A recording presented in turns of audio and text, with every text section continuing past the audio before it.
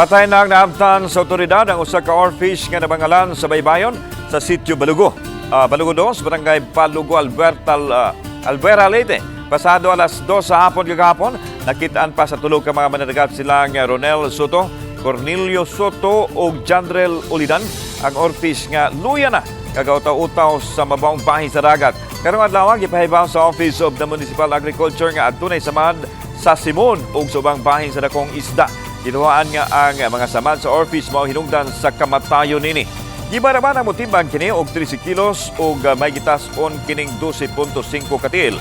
Matud ni Noel Borlasa, kapitok ang agriculture technologist sa lungsod nga labing una kini higayon nga adunay napadpad nga dakong isda sa ilang dapit. Butang nga nakabalaka usab sa mga residente sa pagtuo nga sinyales kuno kini sa posibleng masinating katalagman. Dugang niya nga ang oarfish gihulagway usa ka deep sea creature pahimangno usab niya nga ugaling makakita og talagsaong dakong isda nga nidagsa likayan ang pagkaon ini. Hindi po kailangan pakainin yung oarfish. Dahil sabi nga nila is baka may lason daw yun o anong nangyari doon sa laot.